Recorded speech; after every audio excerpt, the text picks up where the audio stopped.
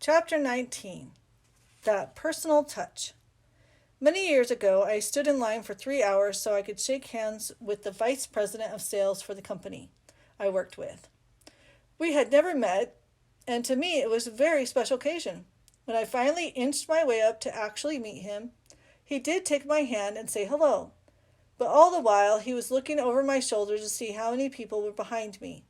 Even today, I'm hurt by that memory of that incident. Then and there, I decided if I ever get to be the one people come to and shake hands with, I'm going to put all my attention on the person in front of me, even if it means I never finish the line. As things turned out, people have stood in line to shake my hand, and I've always tried my best to make every single person feel important. People have asked, "How do you do it? Aren't you exhausted?" Of course, I can become physically tired, but I continue to because I know how it feels to be brushed off by someone who's important to you. And whether you're standing in a reception line or talking to your child after school, it's always important to focus all your attention on the person in front of you.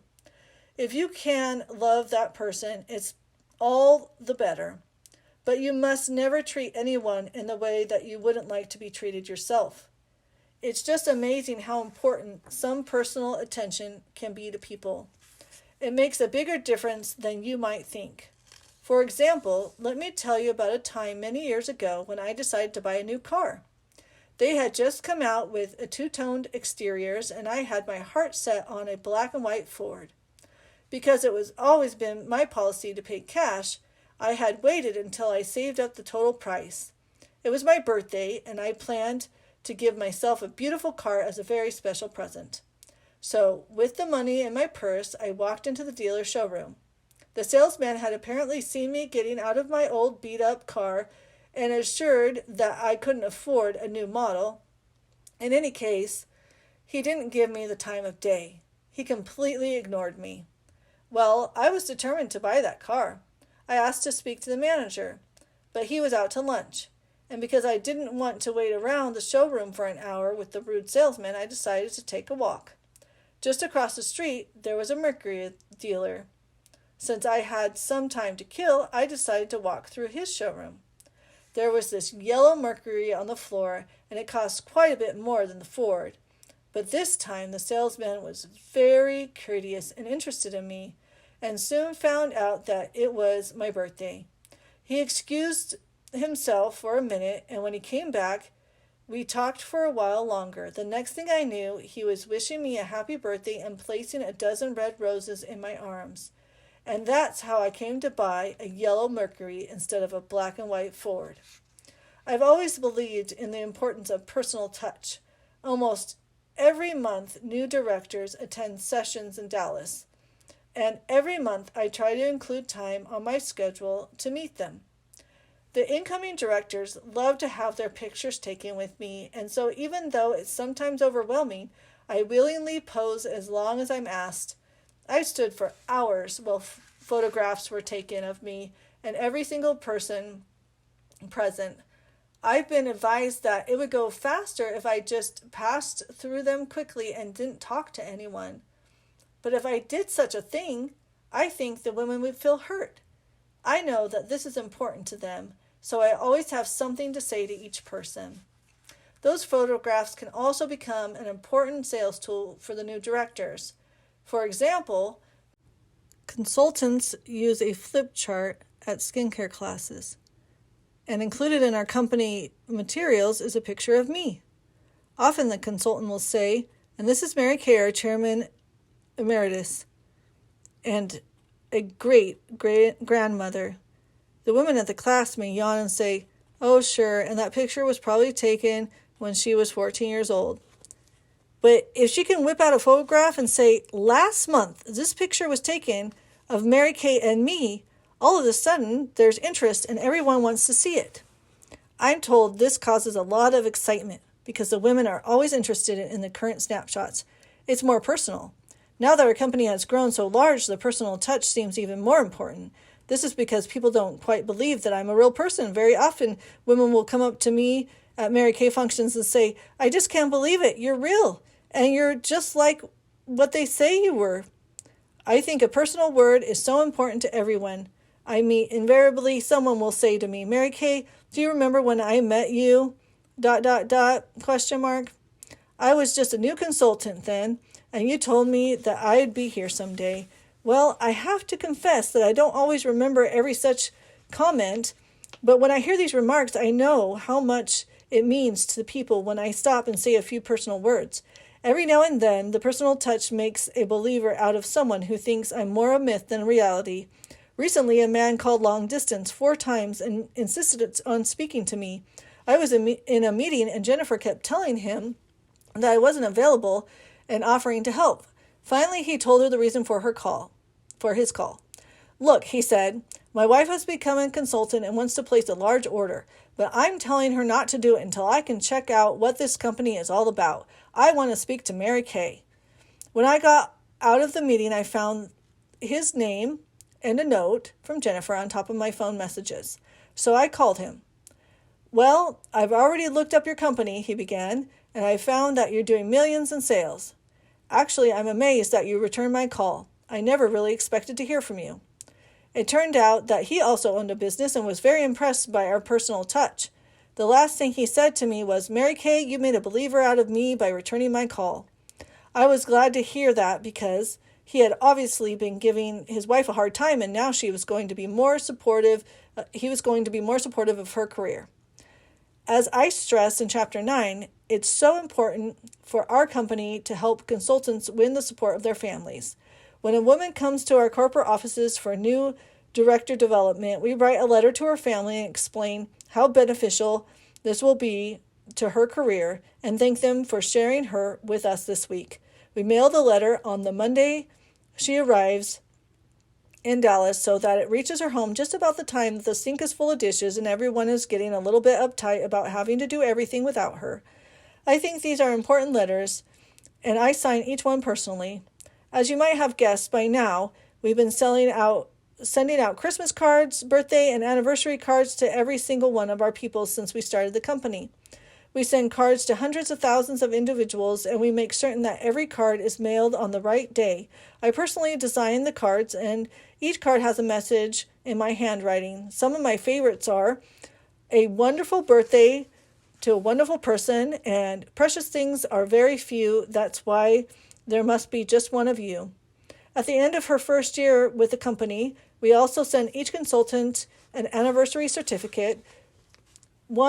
Each of her next 3 anniversaries, she receives another certificate on her 5th year, and she receives a lovely pin with the number 5. Each of our several thousand directors also receives a small Christmas and birthday gift. One year, we sent the directors a Miss Bear for Christmas. This was something Mel had given me for a Thursday gift. You pulled its string, and it said things like, "You're wonderful, you're headed for the top," or "I love you, you're terrific, you can do anything." I also demand that every letter addressed to me receives a reply. I feel that anyone who cares enough to write deserves an answer. Of course, as the volume of my mail has grown, it's become impossible for me to handle everything myself, so we've developed a system for analyzing and answering letters in a specific manner. There are many things, of course, that I handle myself. One is sympathy cards. I send perhaps a dozen handwritten notes a day to those of our people who have just lost a loved one. And I also send personal notes to those who are seriously ill. There are a few pieces of poetry that have been meaningful to me in times of sorrow or concern, and I will include a copy in each note. People seem to be very touched by that personal note and poem. When I can, I sometimes make phone calls to extend my condolences or get well wishes. Sometimes I will just call to say that we love her. A call like this is such a little thing, but it always seems to do wonders in lifting a person's spirits. We've worked hard at keeping family atmosphere in our organization, regardless of our size. Nobody is addressed as Mr. or Mrs. or Miss here. Richard is called Richard by everybody, and I'm called Mary Kay. If people call me Miss Ash, I think that they either don't know me or they're unhappy with me. We don't have titles on the doors either, and unless there's a conference going on, our office doors are always open. As you can imagine, people will often walk right into the office and interrupt us if you keep the door open. But we feel it's important for everyone to know that they can see us regarding important issues. You don't find many closed doors in our company, and you also won't find executive bathrooms or executive dining rooms.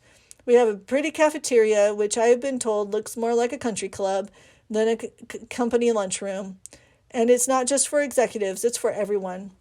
As our company continues to grow, I'm sometimes embarrassed by meeting someone on the elevator who I don't know. If I can tell by the papers that he or she is carrying that the person works for us, I will say, "Hi, I don't think I've met you. I'm Mary Kay." When I recognized how this sometimes flusters people, I decided to participate in our monthly new employee orientation program. These are people who have just joined us, and so they always come in to the meeting very formal and straight-faced. I tell a few anecdotes, talk about the company, and before long they relax and begin to smile.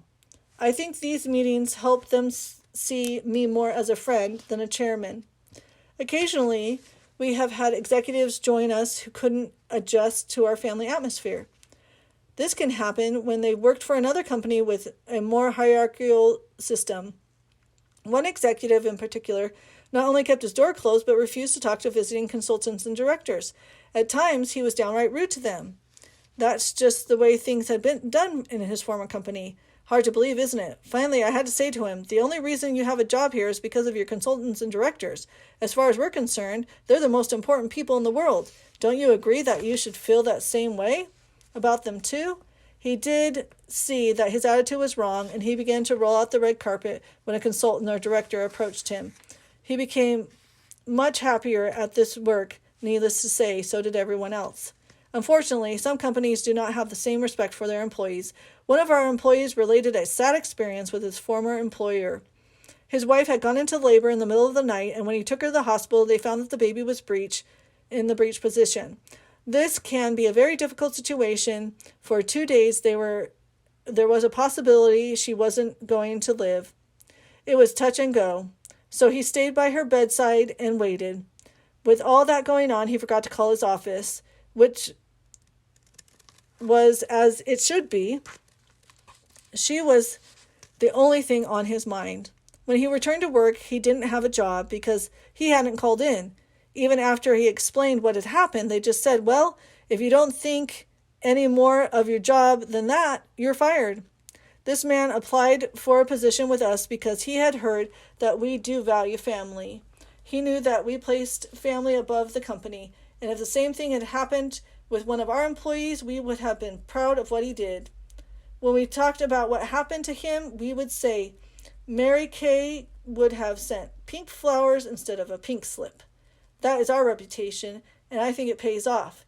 Today we have a waiting list of people who want to work for us, and the morale of our employees, it's just wonderful. In our company, everyone values the personal touch. We believe in courtesy. I remember once a man came and sat down in our reception area without asking for anyone. Finally, the receptionist asked him, "Is there something I can do for you, sir?" "Nothing," he replied. "I just came here to recharge my batteries." I call on companies all day long, and so many people are so sarcastic and nasty, and they bark at me. What do you want? But when I come here, everybody is so happy and smiling. It's like coming into the sunshine. It makes me feel good just to visit this company. I think it's the nicest compliment we could ever receive. We've had out-of-towners tell us that when they ask to be taken to Mary Kay Cosmetics, the cab drivers treat them like VIPs. "To Mary Kay Cosmetics, I sure will," the driver often replies. "That's the nicest company in town." When I go there to pick up a passenger, they're the only ones who ask me, "Come in, sit down," when I have to wait on a fare. Other companies chase me out. I believe in the personal touch because it makes every human being feel appreciated. As someone once said, "The oil of appreciation makes the wheels of progress turn." In our company, we do things that aren't normally done in the business world, but I believe that personal touch has helped to build this company. Recently, a man wrote to me, "Mary Kay, the company is growing so fast, I'm worried that there may soon be a day when the personal touch is gone. I wrote back and explained to him that I worried about that when we had 1,000 people. Then I worried about that when we had 5,000 and 10,000 and 20,000. I'm still worrying about it now with more than 325,000 people in our organization. I also told him that I'll always be concerned about the personal touch and do everything in my power to see that we never lose it. Richard feels the same way too, and it gives me great comfort to know that through him, this important philosophy will continue.